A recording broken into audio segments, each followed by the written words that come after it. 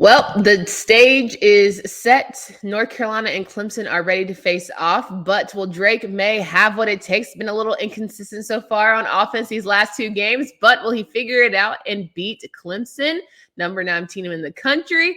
I don't know. We got a lot of traps that could potentially set each team up. We'll talk about that with Alex Donno of Locked On Canes.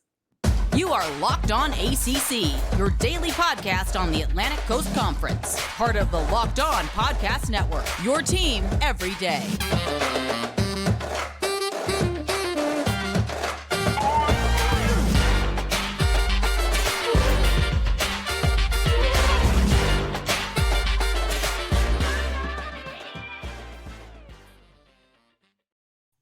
What's going on, everybody? Welcome to today's edition of Locked On ACC. I'm your host, Candace Cooper, joined by Alex Donno of Locked On Canes. Each and every day, we give you guys a great bit of news when it comes to your local teams, part of the Locked On Podcast Network. So we are appreciative of you making us your first listen each and every day. You can subscribe to our YouTube channels, and you can also talk to us on Twitter or our various platforms. So thanks so much for that. We have a lot of good things. It's championship week. North Carolina's facing off against Clemson. We knew this for a little bit, but now it seems both teams are stumbling to the finish line, and who is going to figure out how to get one more win. It'll be exciting to talk about here on today's show, as well as some player of the year conversations. And, there's a repeat offender here that we'll discuss on today's show. Alex, how are we feeling? How's it going? I'm doing great, and yeah, very well deserved for both Clemson and North Carolina. It's a little disappointing just for the sake of the conference that they both, Clemson lost to South Carolina, UNC finished on 2 straight losses. I guess it's one of those things where for so long that you're going to be in the championship game. It's kind of hard to look at what's right in front of you. So it's not the best look in the world for the ACC, but I root for Miami, so who am I to talk? They're one of the most disappointing teams in the country, so there's not a whole lot I could say about that. I think for Carolina, it would have been better for them to have a nail-biting finish to where, one win would have propelled them into a Coastal Championship, because it just seems like they were resting on being good, and the inconsistency started to rear its ugly head at the worst time, especially with some good defenses. Like NC State, to me, very similar defense to Clemson, and I'm like, if you guys can't handle that, it's going to be a long Saturday in Charlotte. So I'm already nervous. But as we talk about predictions and we talk about players, one player we obviously have to start out with our ACC Player of the Year, Drake Maye, who is also the Rookie of the Year and the Offensive Player of the Year. But he hasn't necessarily looked like that these past couple games against Georgia Tech and NC State. His offensive line hasn't given him much time. But, when it comes down to it, the guy is still talented. He has all the chops to be really excellent. But what are your thoughts around conversation and murmurs that he might, after this championship game and potentially bowl game, not stick around in Chapel Hill? Yeah, I hate it. I hate that noise, and it seems to be like it's just completely fan created and speculation, because I see a lot, when you follow ACC Twitter. Well, actually, it's worse when you follow SEC Twitter, because they're usually the ones who think they're entitled to any player that they like, and you start to see people like, what if Drake Maye hits the transfer portal? And I think there have even been some articles on blogs written about it, but I think it's purely based on speculation. I think what allows people to use their imagination on some of this stuff is, since nowadays so many things are fueled by NIL, I think it kind of makes people assume that, some huge program is going to make him a big offer or something. But you notice, and we're seeing a lot of players already announcing their intentions to hit the portal, even though it doesn't even open until December 5th. A lot of guys are making their announcements, and you tend to see these announcements being made by players who don't like their situation, right? You're playing behind somebody else, or, you're on a team that's just not the right scheme fit for you. Whereas I don't see any of that with Drake Maye. I see him putting up some of the best numbers I've seen on a team that's really good. I mean, okay, they're not in the college football playoff, but they've got a chance to win their conference this weekend, which would be really impressive for a team that, the Coastal, and rest in peace Coastal, because this is, the final season. The ACC Coastal is always the hardest to predict, because it was supposed to be Pitt or Miami. North Carolina wasn't supposed to be the team winning the Coastal, and here they are. But Drake Maye is in an awesome situation, right? He's got a coach and a coordinator and an offense that brings out the best in him. If he were to go anywhere, you're risking just not being in the perfect fit that you're in now. So I would imagine he's staying. Absolutely. And I just think you become an afterthought in the SEC when here you're clearly very much the man. Not only that, your brother is a legend at UNC. Luke May hitting that shot against Kentucky. Nobody ever forgets that. Your dad played football here. Your mom was a superstar athlete in the North Carolina area. So I don't think that he's going anywhere. Crazier things have happened, but that one would catch me certainly by surprise. But he is going to have to lead this offense to do a little bit better than they have these past two games. And I don't think he can just rest on Antoine Green and Josh Downs, but Josh Downs especially, throughout this matchup. Do you feel like North Carolina's offense can get it back, or, Drake is starting to show those freshman flaws a little bit? Yeah, I don't know. I think that once you start to get towards the end of a season and your team doesn't have a whole lot to play for, but they do have a lot to play for this weekend, I think he can bounce back. And if anything, like we have all year, I worry, I think, more about UNC's defense and complementary football than I would about their offense. Like, there have been times throughout the season, credit to them because they cleaned it up throughout the year, but there have been times this season when Clemson's defensive secondary has looked vulnerable.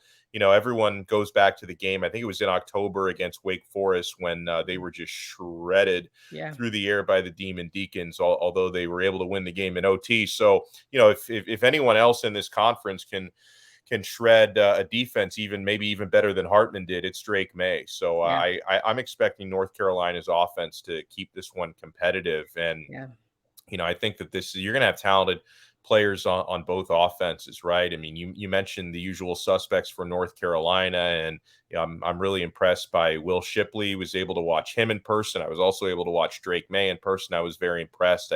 Clemson's the better overall team.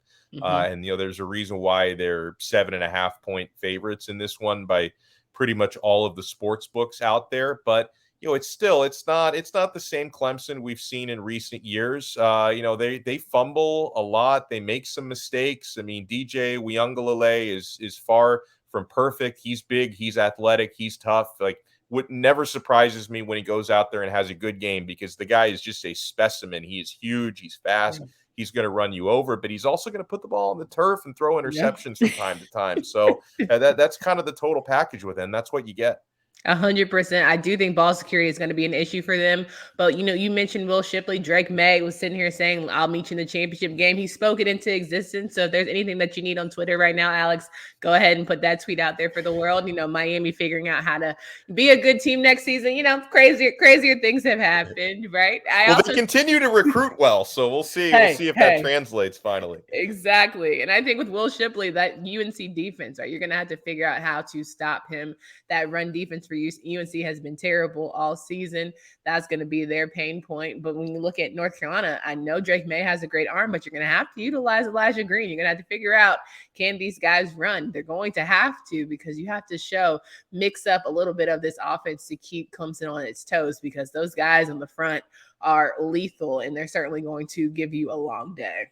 Yeah, right. You're right about that. I mean, Clemson's defensive front, it's as they always seem to be under Dabo. They're just loaded with first round NFL talent, right? It's like every year, it's like how many Clemson D linemen went in the first round? Like 3, 4. Like, it's always that way up front with them. So I mean, I'm expecting probably the better defensive side is going to prevail in this one. But this is one of the more intriguing ACC championship games. I mean, like last year with Clemson not being involved, it just didn't really have the same sizzle to it. And that was one. And it's kind of interesting how like the Atlantic division was so much more competitive through most of the year than the Coastal was.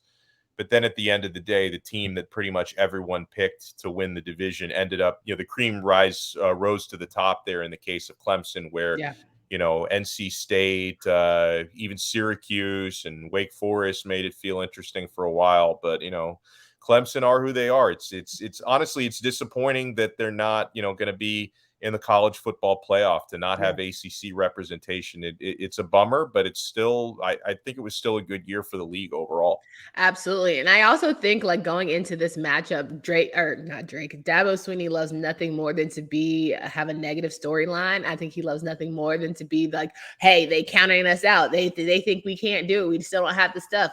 Let's demolish. And so I'm feeling bad for North Carolina, because I think they're going to get blown out the water. I'm hoping that's not the case. As a homer, I'm hoping that's not the case. I'm hoping it is, 7 or closer, but I'm just like holding my breath because you don't want to play a pissed off good team, which is Clemson, right? And they know they should have beat South Carolina last week, and so it's going to be very challenging for North Carolina to try and get the emotions involved and make sure that they come up big, because they're going to have to hope that Clemson makes some mistakes. Yeah, and I never want a blowout in a conference title. It's just such a bummer. Like, and if it involves my team, then yeah, I'd like a blowout on my side, sure. But if it involves anyone else, I just want a good game. Absolutely. And I think it also hurts just the idea of the Coastal and how we've been talking about the Coastal, and we could go on all day. But if you guys are wanting to put in your predictions, again, Clemson is currently -7.5 against North Carolina, the ACC Championship game that will happen on Saturday night at 8 p.m. on ABC. Make sure you guys hit up betonline.net, your number one source for sports betting information, stats, news, and analysis. Listen, if you love sports podcasts, if you love to just get in on football, basketball, soccer, or esports, especially soccer, go football, go USA, all the things, you had to hit up betonline.net. We're always the fastest and easiest way to get your betting fix. Head to the website today or use your mobile device to learn more. BetOnline is where the game starts. Are you a betting man when it comes to soccer, Alex? Are you into soccer? I'm very into soccer, actually. My father is from Italy, so obviously I'm bummed. I'm bummed that the Italian national team missed the World Cup for the second straight time, which is, the country, they've won 4 World Cups, which is almost as much as anyone else in the world, and yet they keep missing World Cups. But yeah, actually, I haven't been betting a lot on this World Cup, only because it's like so early in the morning. It's like maybe some of the afternoon games here and there, but I'm totally into it, and I get my fix on BetOnline. I love that. I'm getting into soccer. I think women's soccer has always been more my thing, just from being in North Carolina, and like that's huge. But I love cheering when it's time. Like, all right, I might not be able to keep up with the years, but hey, it's USA soccer time. All right, cool, let's go. Or I like seeing teams like Senegal and Ghana and like these random teams that that's like, I just like the country energy. Like when people get really invested to what they've got going on. We'll need to have people rallying the troops for their respective programs. As I mentioned, UNC and Clemson will be facing off here, but there are people that have won some big time awards here in the ACC that are not just on Carolina and Clemson's teams, but nonetheless, they do have top dogs. As I mentioned, Player of the Year did go to Drake Maye by a mile. He came out of nowhere at all intents and purposes. I know going into the season, I had a lot of questions about who was going to be the quarterback. I think, it was a fake competition between Drake and Jacoby Criswell. But, when you think about the last 2 games, do you think that those took him out of conversations for Heisman to where he won't even get an invitation? Or can we still kind of give him that nod to say good season despite these hiccups? I think with the numbers he put up, I think if they make the right decision, I think he should be invited. But I think based the last couple, I mean, he was such a long shot all along. He just wasn't getting the respect he deserved all season. So it's like he was already a long shot, and then the last couple of games probably killed his chances of actually hoisting the trophy. But he's put up comparable numbers to any great quarterback in the country in the last several years. So I feel like he deserves at least that respect of being on stage, but he's not actually going to get to the podium. But it's well-deserved ACC Player of the Year. I mean, I had a chance to watch him in person. To Miami's misfortune, I got to watch Drake Maye in person, and there were at times in the second half, Miami was able to make him make a few freshman mistakes, but he was virtually flawless in the first half. And it's just my type of quarterback where they're just such dual threats where it's hard to even say, is he more dangerous through the air? Is he more dangerous through the ground? You just pick your poison with him, and he's so big and strong. So, it's just that's the prototypical quarterback for me. Like, you have to have a guy like that, I believe, in 2022 to really compete for conference championships or national championships. 1,000% agree with that one. And then when we look at some other guys who are in the conversation for Player of the Year, Izzy Abenaconda, who we're trying to free from Pittsburgh, but he's holding it down for them. Zay Flowers out of Boston College, Jordan Travis from Florida State, Sam Hartman from Wake Forest, and Kalijah Kancey from Pittsburgh. A lot of offensive guys there who all the same got nods for Offensive Player of the Year. But talking about Defensive Player of the Year, the winner being Kalijah Kancey, which is a very close race between him and Yasir Abdullah from Louisville, between 19 and 17 votes. We also had Drake Thomas get some votes from NC State, Jared Verse, Charlie Thomas, Cedric Gray from North Carolina, Cam Kitchens from Miami, Tyler Davis from Clemson, and Miles Murphy. And when we talk about Clemson, we're talking about championship game. Were you surprised? Let's start with these bottom here, for Tyler Davis and Miles Murphy to get such few votes for Defensive Player of the Year? Yeah, I was actually, because it's like you would think to be on a defense that good, you should give, maybe a little bit more of a nod to the players on that team. A guy that I didn't look at like his season numbers as a whole, but I'll tell you, watching Clemson this year, the guy who impressed me most going up against Miami, because he was getting his name called on every single defensive play, Jeremiah Trotter Jr. with Clemson. I thought he was super impressive in person. So that was another one. Again, I don't know about his whole body of work this season, but he jumped off the page for me watching him play this year. But yeah, I'm surprised that some of these guys didn't get more love. But I do think it was deserved for Kancey. I mean, he had a fantastic year, probably the best year overall.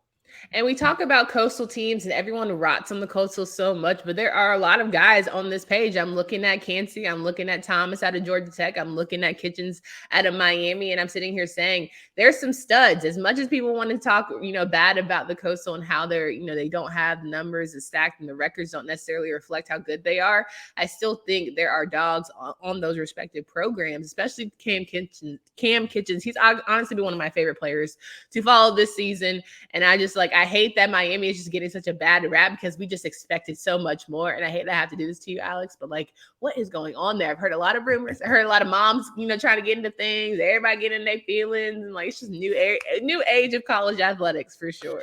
As far as the parents complaining on social media, I think that's the exact thing that they need to rid the program of, right? Yeah. And it's it's hard to say it because it's not necessarily the son's faults that the parents are like that, but you need to get that drama away from your program. And unfortunately for the young men whose parents were publicly complaining, it's a reflection on them at the end of the day, and really they're the ones who are going to have to to reap the inconveniences that come with that. But I can definitely sing the praises of Cam Kitchens. He was one of the few bright spots on just a really poor team, because that's, Miami is a bad football team right now, and they're trying to make it better, but they were horrible. But, Cam, I didn't know until this season, because I covered him a little bit last year as a freshman, but I didn't get to know him as well last year.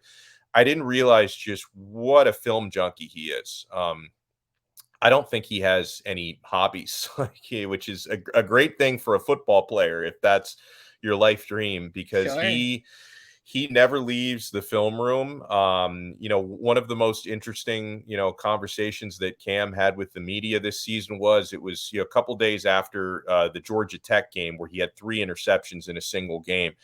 And, he was asked to kind of talk through his INTs, and the way he was able to describe them in such detail, like what he was seeing, the coverages and how he was reading the quarterback's eyes. And it was unbelievable. Like, wow, this guy gets it. Like it's like reading The Matrix, right? When Morpheus is like, oh yeah, there's a woman in a red dress walking about, like, you're just seeing all those green numbers on the screen. That's the way that he looks at football. And I didn't know enough about him last season when he was a freshman to realize just what an academic he is for the game.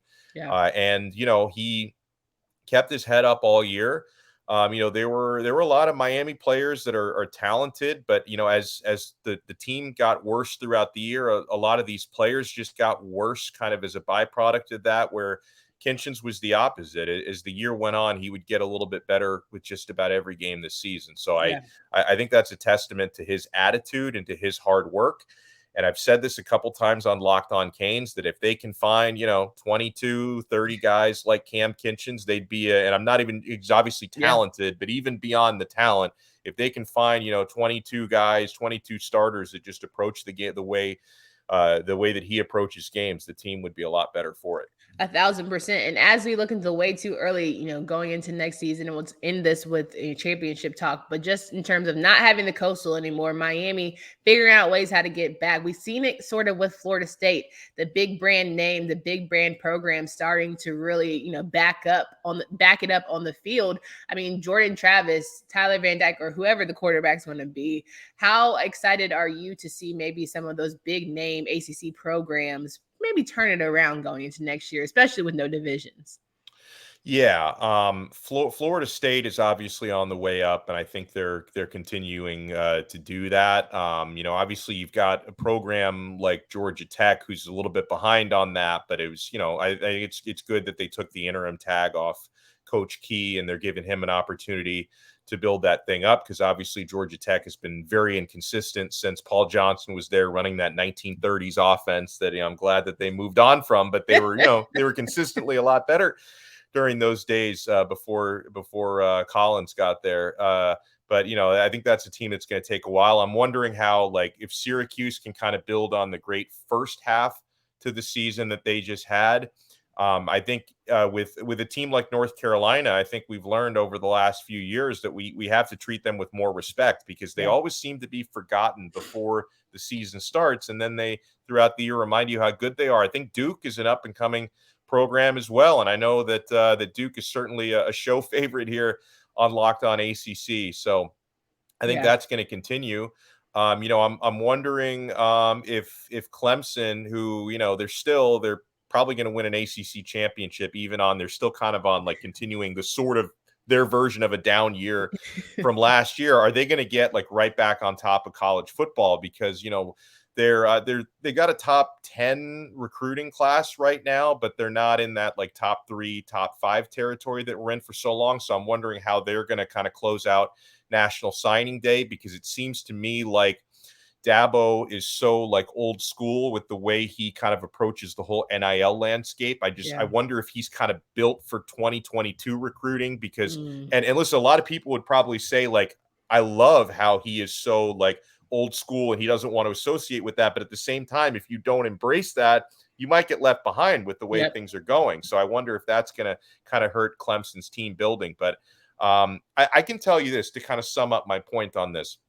My feelings on ACC football today compared to 4 or 5 months ago, I feel so much better about the league, because when we started to see, last summer, more teams jumping, from the Pac-12 to the Big Ten and everything going on with the SEC, I was one of those people, and listen, it may still play out this way, I don't know, but I was one of these people who just thought, ACC football is going to get left behind, and that, you're going to be completely irrelevant once the Big Ten is about to become a super conference, and the SEC is going to become even bigger when, Oklahoma and Texas join. Like if the ACC is going to be completely irrelevant, I don't feel as bad about it right now as I did then, right? I feel a little bit better about the way that things are trending. Yeah. And, I'm honestly glad that Ohio State got whooped this past weekend, because I was like, okay, Big Ten likes to talk all this big cash-ish. And I'm just happy that, they still can expose some of these quote unquote really dominant schools as being regular schmegular like everybody else. So that was nice to see. And, championship week is what it is. We know that Clemson and North Carolina aren't necessarily playing for bigger implications, but there certainly is bowls happening for both of them, win or lose. And I think that ultimately, we do want to see a good matchup for the sake of the conference. And if you were to give your predictions today as it stands, who would you have winning the 2022 ACC Championship game? Clemson.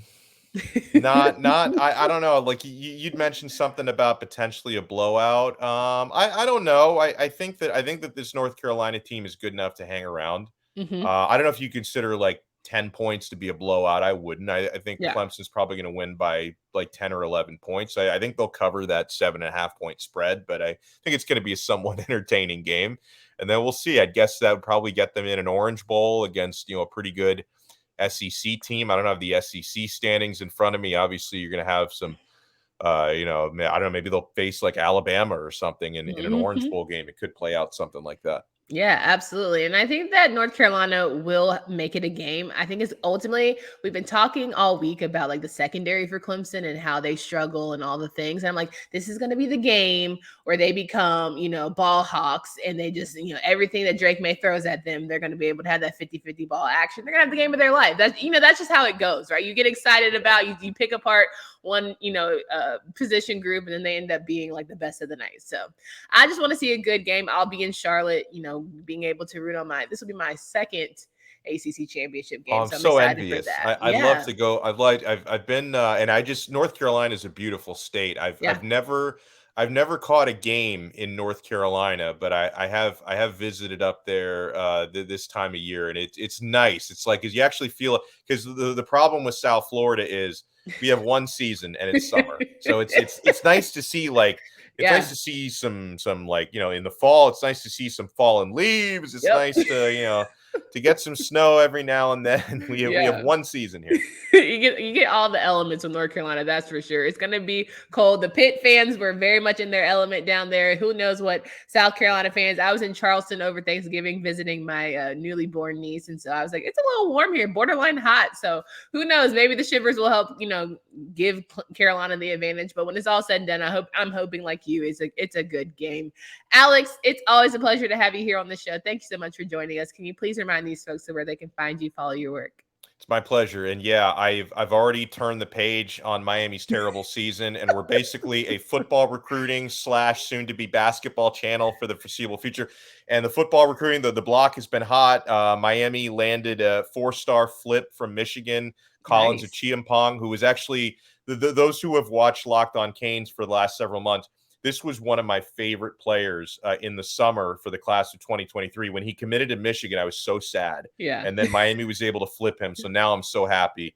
So yeah, we talk a lot of recruiting. Locked on Canes, Apple Podcasts, Spotify, Odyssey, wherever you get your podcasts, and on YouTube. That's where you can find us. Love it. Guys, come back tomorrow. We'll have final betting predictions. Maybe we'll see some big money opportunities with Drizzy Drake from Locked on Seminoles. And we'll talk a little bit about those Florida State Seminoles being ranked because, it's been high time. So we're glad to be able to get some positive news for him. For Candace Cooper and Alex Donno, until next time.